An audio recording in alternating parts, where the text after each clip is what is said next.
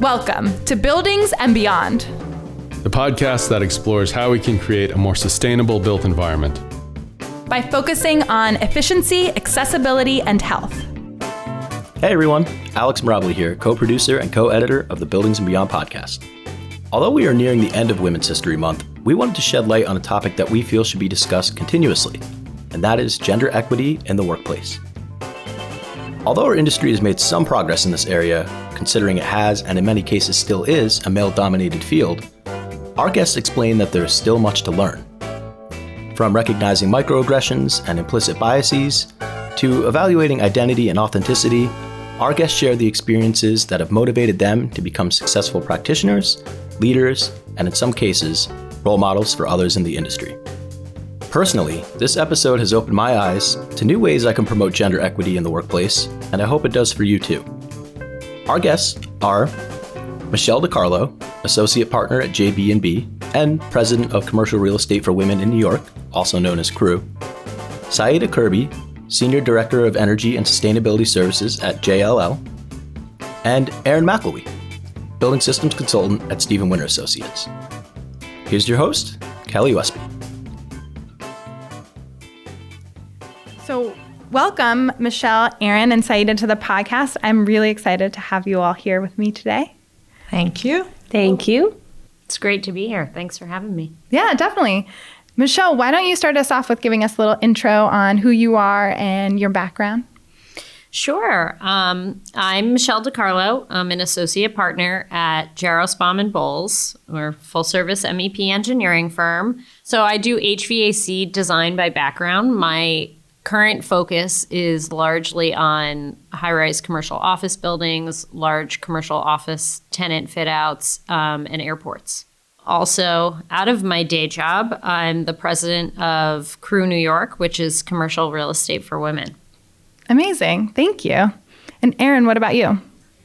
Yeah, sure. My name is Erin McElwee, and I've been an MEP new construction commissioning agent here at Stephen Winter Associates for about 3.5 years now.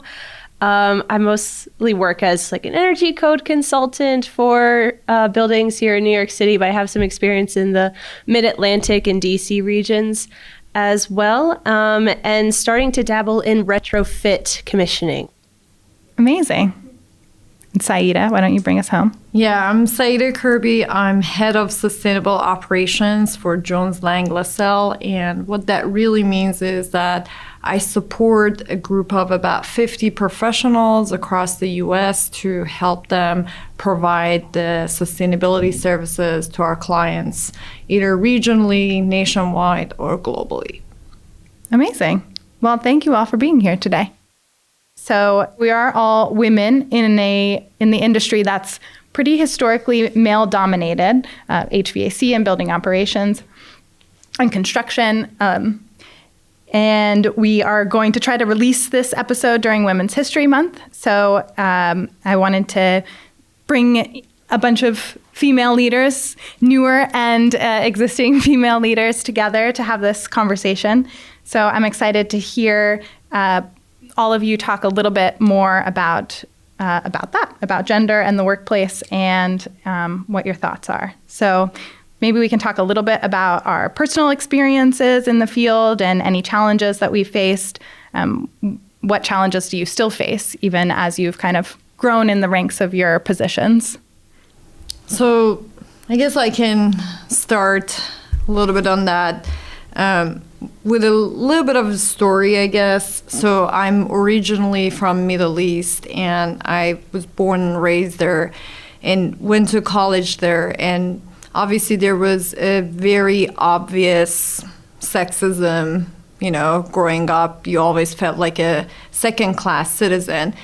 But I would say it was very obvious. So as I moved to the U.S. to get my master's degree and then got established here, I always thought that I am past those, kind of discriminations. But what I noticed was that it still exists in our country as well, but maybe in a different form. And that form was microaggressions.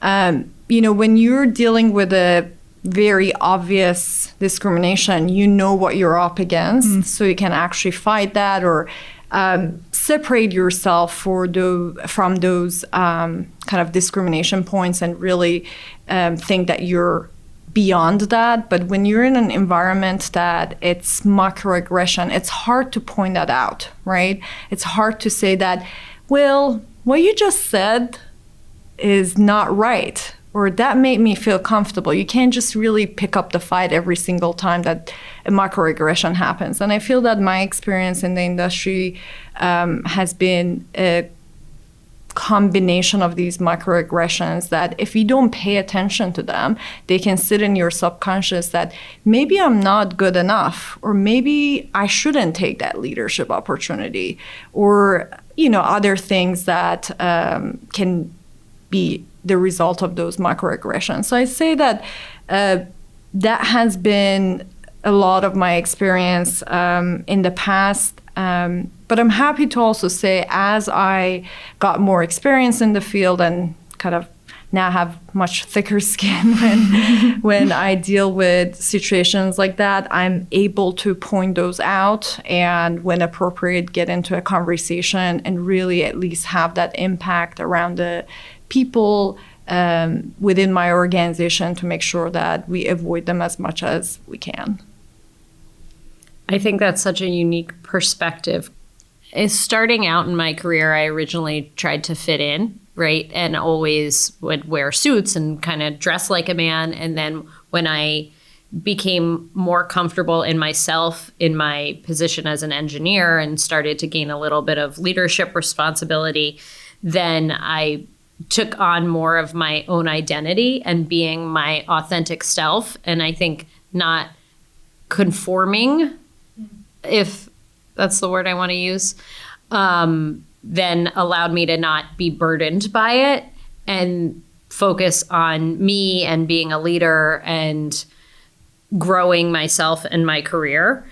I mean, in a leadership position, I'm still often the only woman in the room, and I do feel a sense of responsibility to make sure that if there is a microaggression or somebody is, being blinded by something, that I point it out, because I can, now that I have a voice.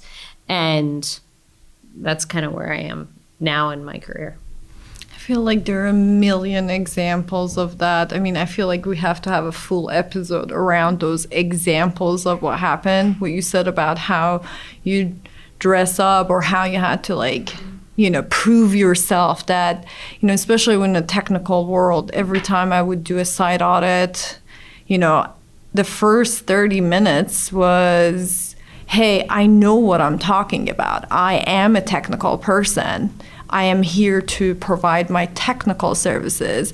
Or the way that I had to dress up, I often try to dress up however I wanted, but I remember there was this conference or a smaller group of professionals that were in the same cohort as mine, and we were having a conversation. There was another woman that I was having this conversation that, I don't know what it is. It's so hard to convince these facility managers and site engineers to take action. I feel a lot of time the recommendations that I have is not being followed by them. And you wouldn't believe it. The first answer that I got was well, if you stop wearing what you're wearing and really dress up appropriately, more like them, maybe suits, maybe pants, because at the time I was wearing a skirt, maybe they would take you more seriously. And I was so upset by that comment. Out of all the recommendations that you can make,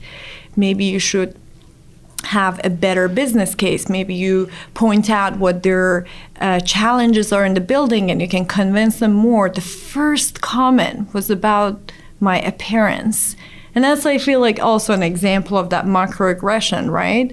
That you, with your whole self, don't fit within this industry. And look at me, I changed myself. And I'm not sure what she was going through, but that constant message that we have to be someone else to fit in to then get to the leadership position and trying to change that, I hope that we can move our industry away from that, so that, you know, newer and kind of younger generation that come in, they don't have to have that experience. So I guess I pass it to you as a young leader. Do you still feel some of those microaggressions? Oh, definitely.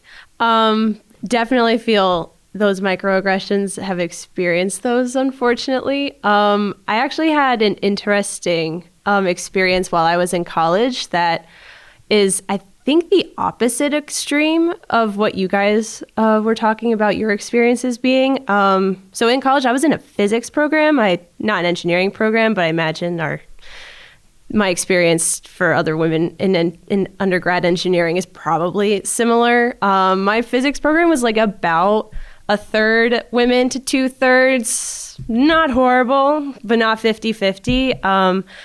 But there was still, I think, that overall pressure to present yourself more masculine, I mean, no one really dresses up for class anymore, but like just presenting yourself as more masculine to be taken more seriously was definitely the vibe in my physics program. And I hated that. So I actually think I overcompensated and was just super feminine on purpose to, I guess, challenge that.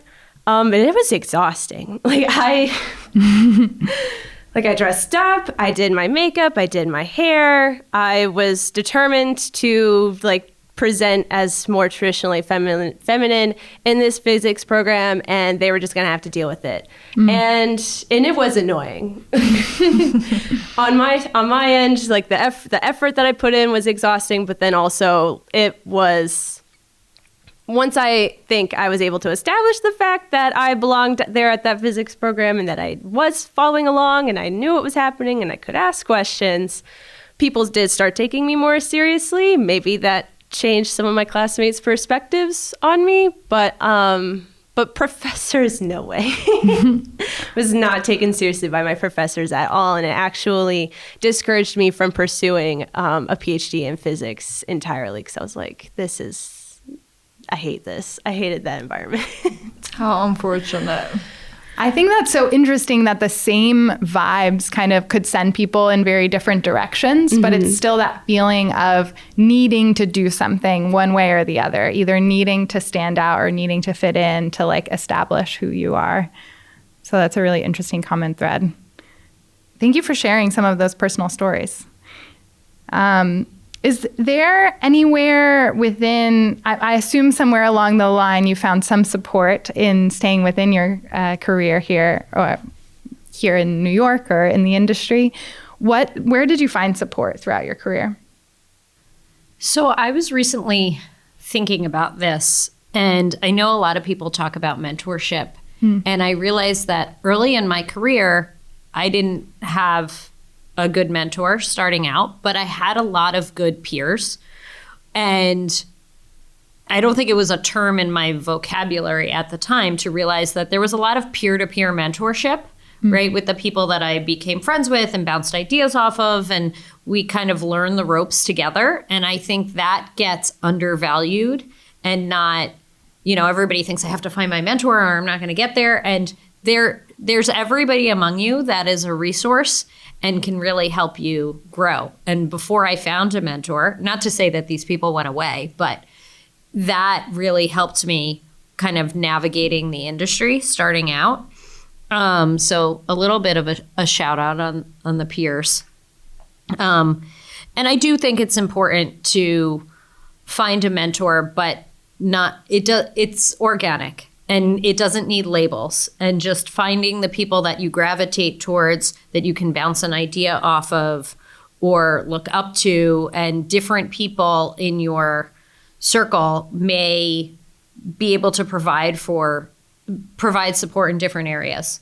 Like I had some great technical mentors who I would go to and ask all the technical questions, but then other people who were a better fit for me and my personality in understanding my professional development.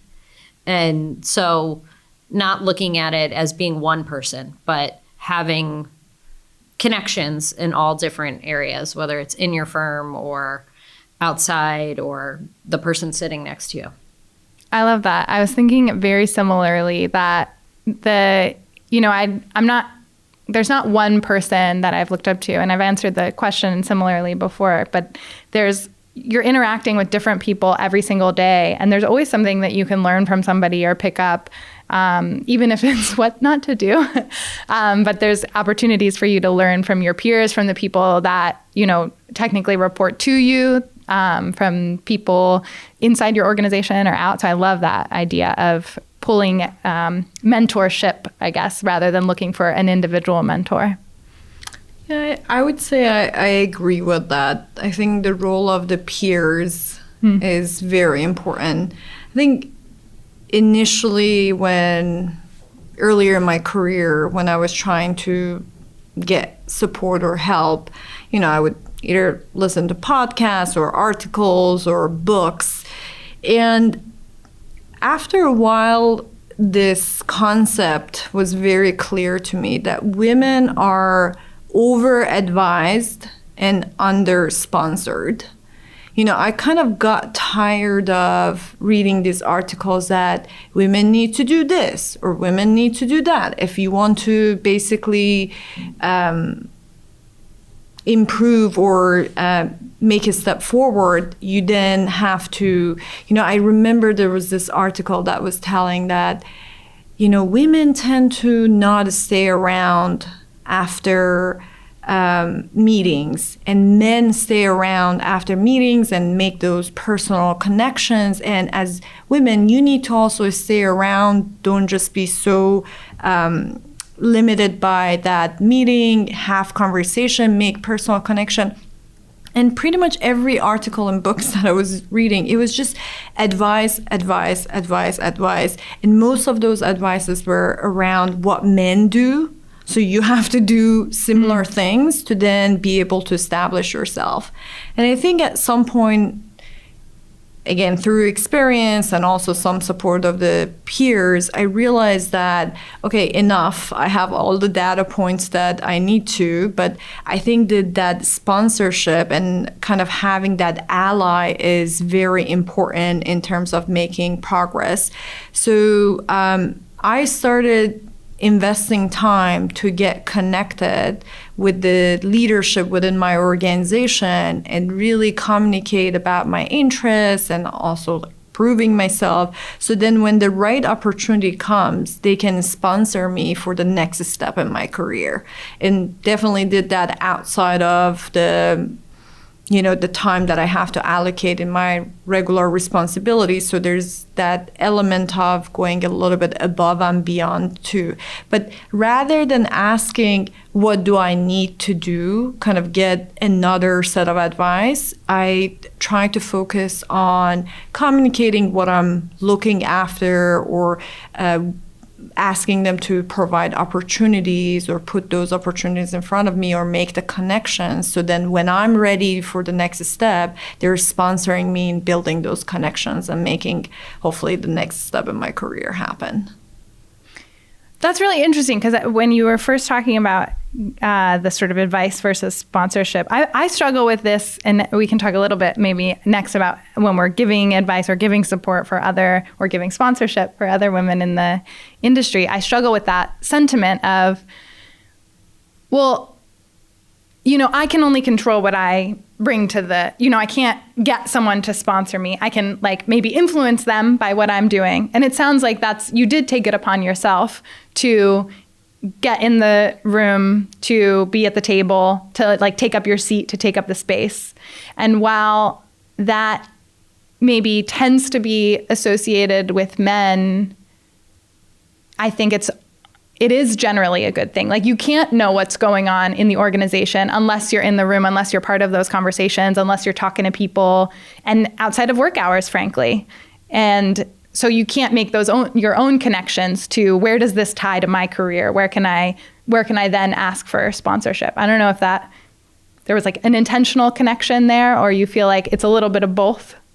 I feel like it's a little bit of both, but I felt that a lot of time these advices put the pressure on you need to do this, you need to do that, and you need to take actions. And while I'm also suggesting that in this conversation, I think all the leaders in general have also a responsibility to start sponsoring. I mean, that happens all the time, I feel, with male-to-male connection. The leaders, kind of sponsor people underneath them, male, because there are studies when you associate to someone that is close to you, they remind you of yourself, you tend to support them more. But I think, I guess at this point, I want to put that responsibilities on the male and female leaders. It's time for you to also start sponsoring people, making those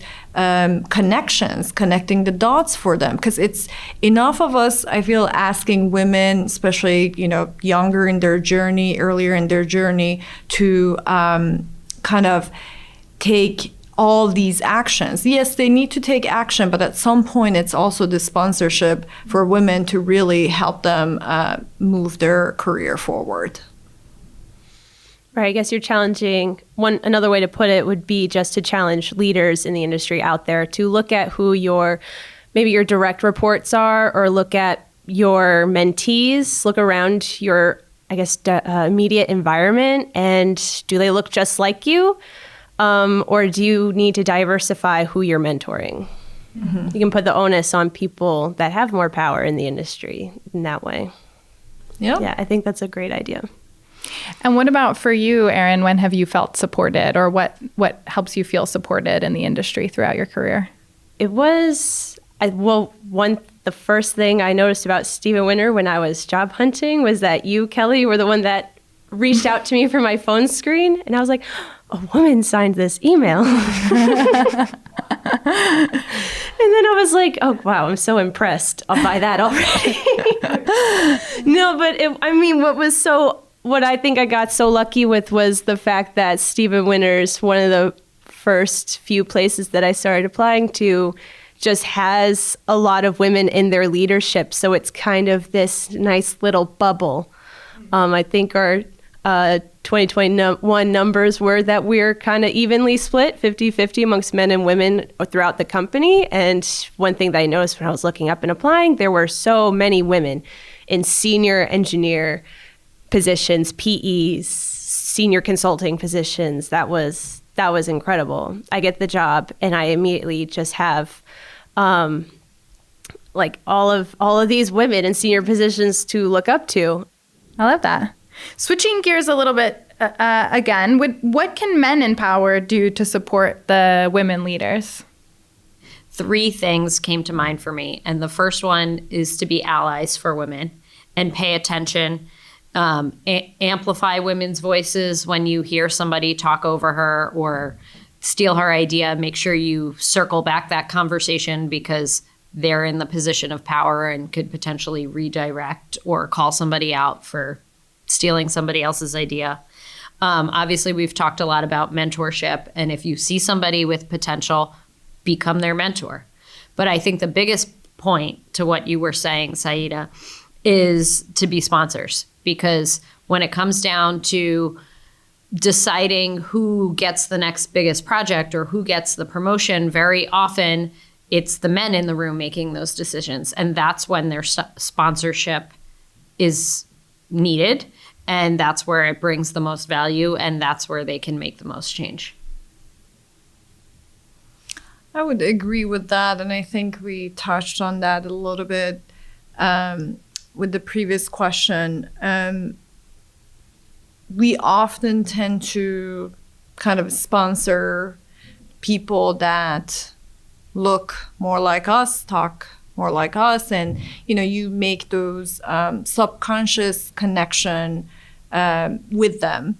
And it's no secret that we still have a lot of men leadership in power, and it's not a balanced number between men and women. So I think they have a responsibility to really revisit those sponsorship that we have, because at the end of the day, you either believe that there is equality in terms of the value that people can bring to the table, especially when we're talking about the engineering and service industry.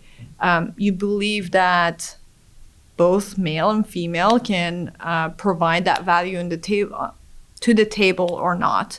So I feel that if you see within the circle of influence that you have, that number is not balanced, then something needs to be done.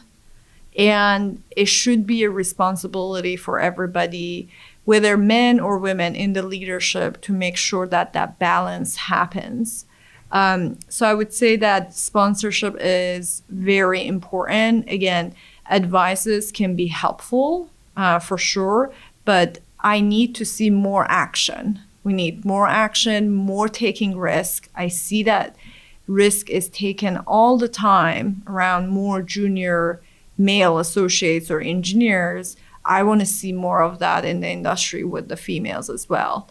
Yeah, that reminds me of something that I've read, that men get promoted based on their potential, and women get promoted based on what they've actually accomplished. Exactly. And so, yeah, one of the things that we talk about when we set up our decisions for promotion is, no, you have to prove it. And that's the rule here. And you could do it the opposite way of, no, it's always based on potential, but you have to make sure you set in a structure that says, whether you're male or female, you have to prove it before you get up to the next level. You have to be performing at the next level before you get promoted there. We do that too. Yeah, great. For the record, in JLL too. I do want to mention this because I think it is really important to backtrack to the call to action for sponsorship. While you're doing so, I think men need to do this, and I think women need to do this as well, to look into yourself and examine your own biases and to examine your own internalized misogyny that is just a byproduct of growing up in America, because we have, as you mentioned earlier, Saeideh, it's more subtle over here. It's more microaggression focused, but you're not going to notice that you're making microaggressions all the time. Hypothetically, I don't know who I'm not speaking to anyone in particular.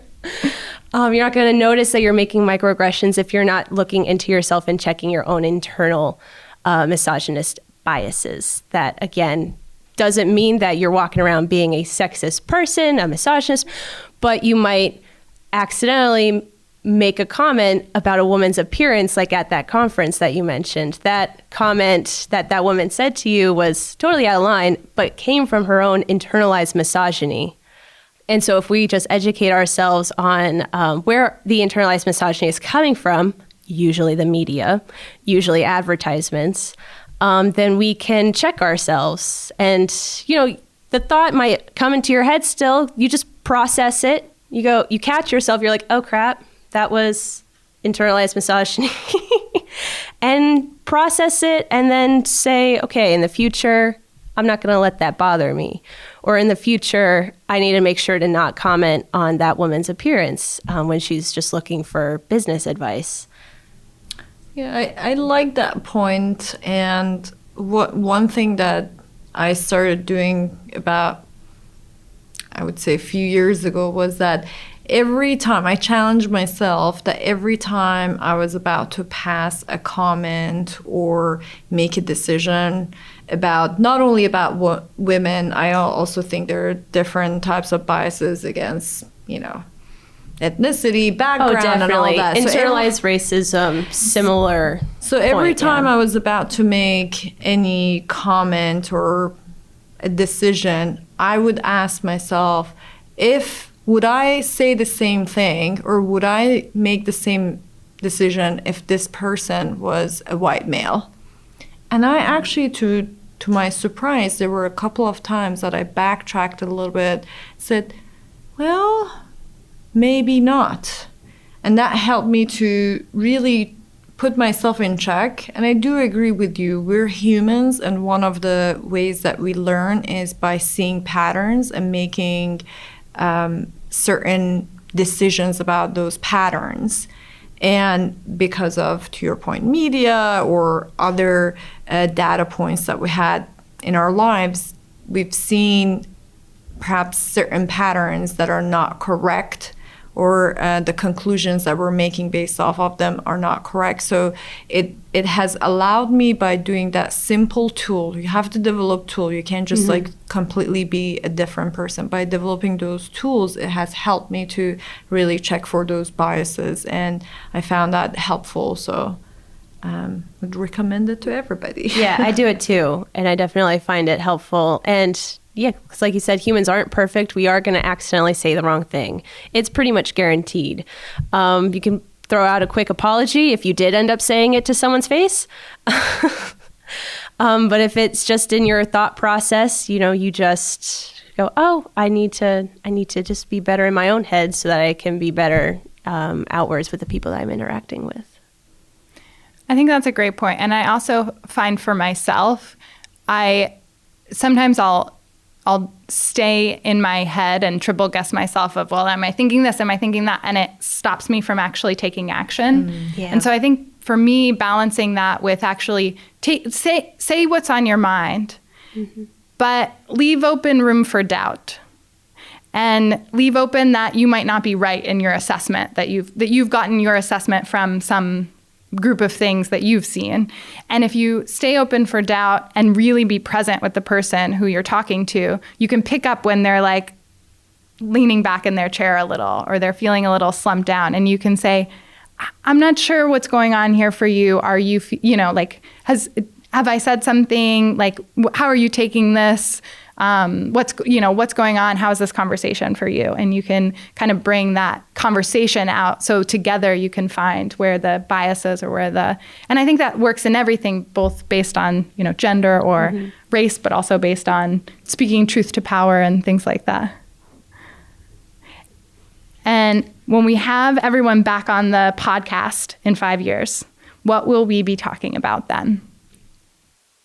My vision for the future is that there hopefully won't be Women's Month or Women's Day or anything like that. We would hopefully be in a situation that we don't have to highlight a month or a day to basically highlight the importance of the equality that we have to have in the world and workplace and life.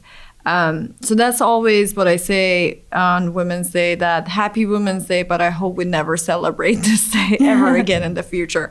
So 5 years may be a little bit too idealistic, but I'm hoping that if we get together in 5 years, we can focus on common challenges in our industry or workplace, so we don't have to focus and have examples like what we mentioned around, challenges that women have in today. I think for me, in 5 years, I hope that you don't invite me back because there's so many other women leaders, right? And that we'd want to hear other people's voices. So just on what Saeideh had said about not needing all of these women's discussions, right? At Crew and at the network level, right? The vision is always, we don't need Crew anymore, but we know it's not going away anytime soon. So in the interim, we're here and happy to support anyone in commercial real estate and the women in the industry. Yeah. And it's interesting because will there be a future world where none of those are needed? Or is there a comfort for people? Like you said, like the natural tendency is that you're going to sponsor people that you have a connection with.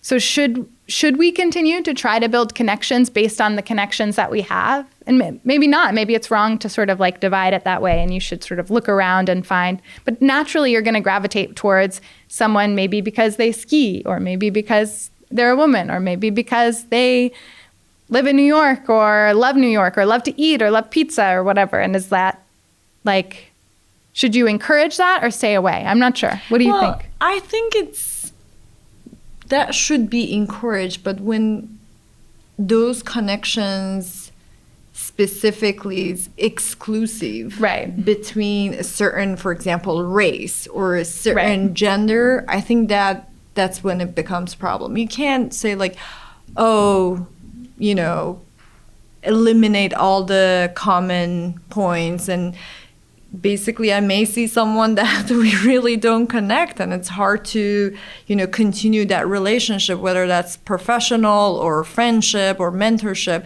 So there needs to be some sort of connection. But when you are exclusive with the people that mostly remind you of yourself and you're not really opening the door to others, I think that becomes a problem. So I think things like crew definitely won't go away in 5 years, has to exist. We still have a long path in front of us to elevate really women in the industry and leadership. So, and I want to work towards that. But what I'm hoping is that maybe in some future, hopefully sooner than later, those networking events would be around, or organization would be around, people that are passionate about decarbonization, people that are passionate about, a certain goal, rather than being around, for example, gender that is supposed not to do anything with the goal of decarbonization.